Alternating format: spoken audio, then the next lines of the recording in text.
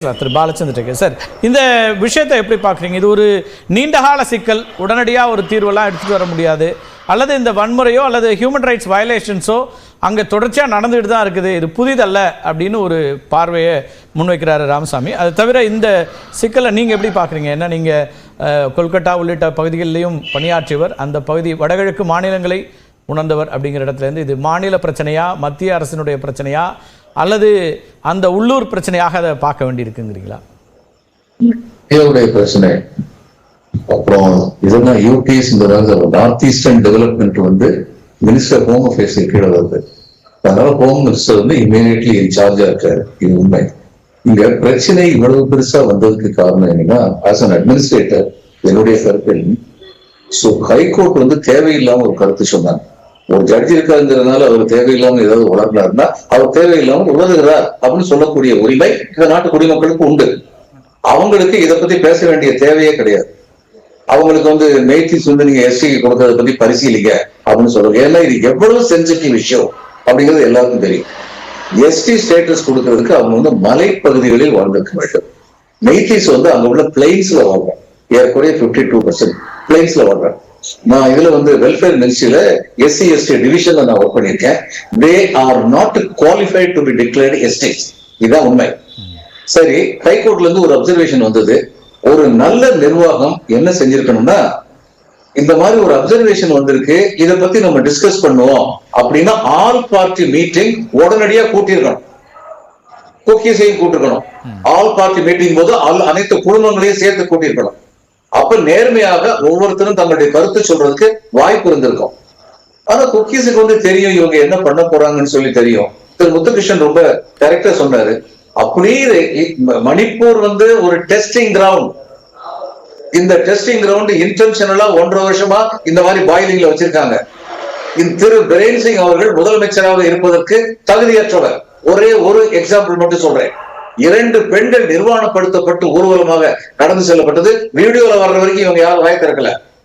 வீடியோல வந்ததுக்கு அப்புறம் பிரதம மந்திரி என்ன சொல்றாரு, பெண்களுக்கு எதிரான கொடுமைகள் ராஜஸ்தான் போன்ற மாநிலங்களில், ராஜஸ்தான் காங்கிரஸ் ஆட்சியில் இருந்தது, அதுதான் அவங்களுக்கு தெரியுது. ஏன் யூபியில் நடக்கலையா, தமிழ்நாட்டில் நடக்கலையா, கேரளாவில் நடக்கலையா? இது ஒரு மேல் டாமினன்ட் சொசைட்டியில் நடக்கிற ஒரு குற்றம். அப்ப இந்தியாவிலேயே இந்த குற்றம் அதிகமா நடக்குது. அவருடைய வார்த்தை என்ன சொல்றதுன்னா, 2 காங்கிரஸ் மாநிலத்தை சுட்டிக்காட்டி அப்படிப்பட்ட வன்முறைகள் தடுக்கப்பட வேண்டும், நம்முடைய சகோதரிகள் இப்படி இழிவுபடுத்தக்கூடாது அப்படின்னு சொன்னாரு. அடுத்து அந்த முதலமைச்சர் என்ன சொன்னாரு, அவரை கேட்கிறாங்க, இந்த மாதிரி 2 பெண்கள் நிர்வாணமாக இழுத்து செல்லப்பட்டாருன்னா இதுபோல் பல சம்பவங்கள் நடந்திருக்கின்றன. அப்ப இவையே சும்மா இருந்தாரு. இந்த பல சம்பவங்கள் நடக்கும்போது he doesn't qualify to be a chief minister of a state, especially a sensitive state, a sensitive northeastern state. அதுல சந்தேகமே கிடையாது. இன்னைக்கு இந்த பிரச்சனை எப்படி கையாளுறாங்க? இன்னும் 7000 சிஆர்பிஎஃப் அனுப்பு, ஏன் அனுப்பலாமே?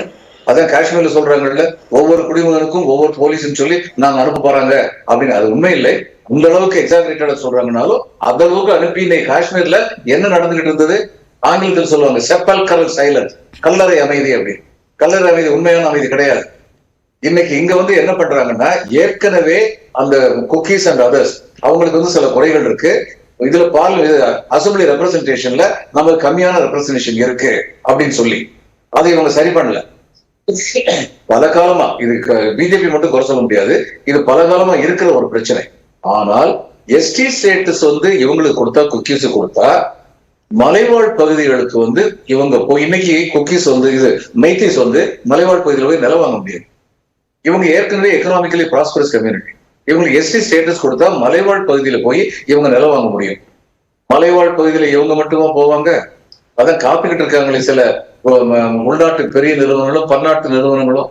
இதுவரைக்கும் தான் நம்ம பார்த்திருக்கோமே எங்க என்ன நடந்ததுன்னு. இது எல்லாம் அவங்களுக்கு பயத்தை உண்டாது.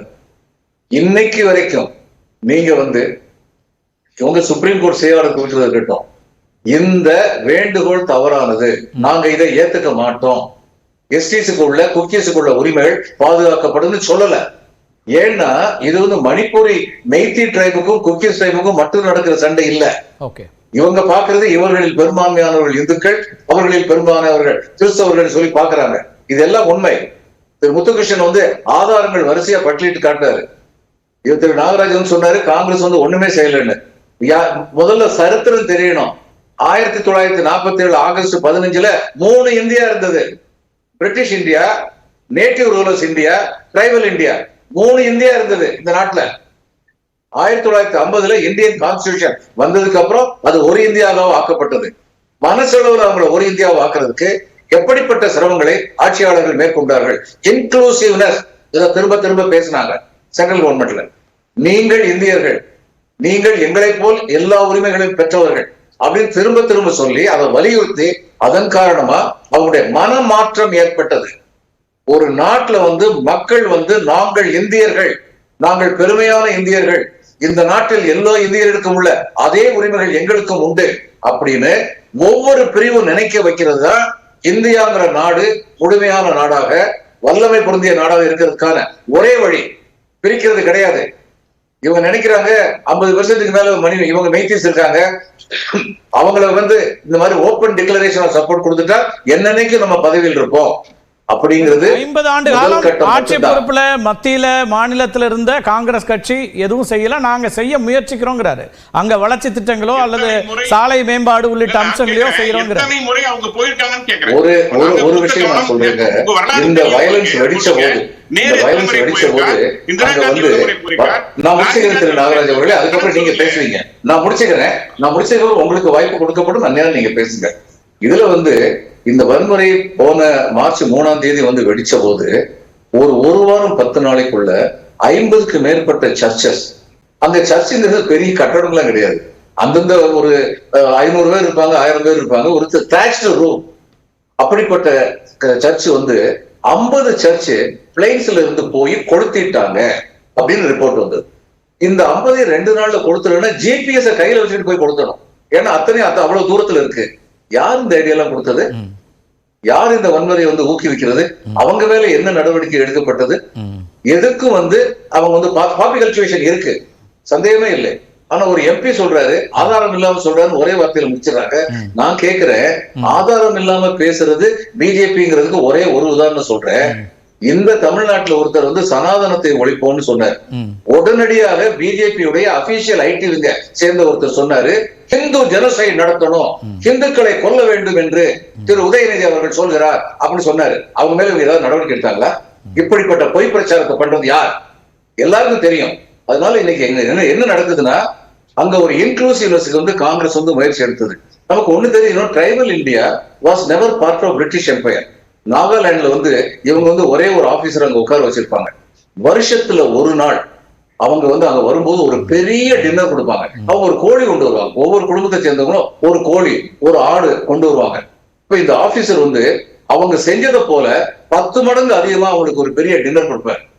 அந்த கோழியெல்லாம் கொண்டு வந்ததுனால சிம்பாலிக்கலி யூ அக்செப்ட் மை சுசாரினிட்டி, என்னுடைய ஆளுமையை நீ ஏற்றுக்கொள்கிற அடையாளமா. மற்றபடி அவங்க தலையிடவே இல்லை. இப்படி தன்னந்தனியா வாழ்ந்துகிட்டு இருந்தவங்களோட சென்சிட்டிவ் ஸ்டேட், நமக்கு அது கண்டிப்பா இன்டெகிரல் பார்ட். அவங்க நம்ம கூட சேர்த்துக்கணும். மிசோ நேஷனல் ஆர்மின்னு ஒண்ணு உருவாக்கி வச்சிருந்தாங்க. கராச்சியில லால்டெங்கா உட்கார்ந்து இருந்தாரு. அவங்களெல்லாம் அங்க கூட்டு இன்னைக்கு மிசோல என்ன நடக்குது தெரியும். இந்திய ஜனநாயகத்தை நம்புறாங்க. நீங்க ஒண்ணு கேட்டீங்க, சரியான கேள்வி. என்ன இவங்க தானே பிஜேபி ஆண்டுகிட்டு இருக்காங்களேன்னு. அவங்க தானே ஆளுங்கட்சியா தேர்தலுக்கு அப்புறம்னு. தேர்தலில் ஒரு சீட்டு கிடைக்காம இருந்தவங்க பிஜேபி கவர்மெண்ட்டை ஃபார்ம் பண்ண முடியும் சார்? அப்படிதான் ஒரு மாநிலத்துல ஃபார்ம் பண்ணாங்க. ஒரு சீட்டு கூட பிஜேபி ஜெயிக்கல. இன்னைக்கு தேர்தல் நிலவரம் என்னன்னா சார், வடகிழக்கு மாநிலங்களை பொறுத்த வரைக்கும் பிஜேபி இன்னைக்கு வந்துருச்சு, காங்கிரஸ் அங்க இல்ல. அப்ப அவங்க சொல்ல வர்றேன், ஒரு மாநிலத்துல தேர்தலுக்கு அப்புறம் இல்ல, ஒரு மாநிலத்துல வடகிழக்கு மாநிலத்தில் தேர்தலுக்கு அப்புறம் ஒரு பிஜேபி எம்எல்ஏ கூட கிடையாது தேர்தலுக்கு அப்புறம். ஆனா பிஜேபி கவர்மெண்ட் ஃபார்ம் பண்ணிச்சு. எப்படி? ஜெயிச்சு வந்தவங்க அத்தனை பேரையும் பிஜேபி ஆக்கி விட்டாங்க. இப்படித்தான் அவங்க நடத்திட்டு இருக்காங்க. இதுதான் உண்மை. இப்ப ஒரு வன்முறை இருக்கக்கூடிய நேரத்துல சரி, இப்ப கரண்ட் சினாரியோல சார் வன்முறை அங்க இன்னும் பெரிய அளவுக்கு இருக்கு, கட்டுப்படுத்தப்படலைன்னா அப்ப வெளியில இருந்து வீரர்கள் அனுப்பப்படுறதுங்கிறதும் தேவைதானே? இப்ப நீங்க முதல்ல கட்டுக்குள்ள கொண்டு வரணும், அதுக்கப்புறம் தானே பேச்சுவார்த்தை நடத்த முடியும். அதே கேள்விக்குள்ளாக்குறதுங்கிறது சரியா இருக்க முடியுமா? இது போய் என்ன செய்ய முடியும்? அதாவது நாங்க இதுல அட்மினிஸ்ட்ரேஷன் சொல்லுவாங்க, you can bargain only from a position of strength அப்படிங்கிறது உண்மை. ஆனா 1.5 வருஷமா நீங்க ஆர்மியை அனுப்பிட்டு இருந்தீங்கன்னா உங்களுடைய என்ன ஸ்ட்ரென்த் இருக்கு? பிசிக்கல் ஸ்ட்ரென்த் தவிர அவங்களை எப்படி உங்களுக்கு பக்கத்துல கொண்டு வர பாத்தீங்க? இப்ப திரு பிஎம் போகணும்னு சொல்லி காங்கிரஸ் கேட்கறத பத்தி விமர்சனம் வருது. ஒரு மாவட்டத்தில் சொல்லுவாங்க, ஒரு பெரிய இடத்துல பிரச்சனை, ஒரு பெரிய பிளேர் அப் நடந்ததுன்னா உடனடியா கலெக்டர் அங்க போகக்கூடாது, உடனடியா போகக்கூடாது.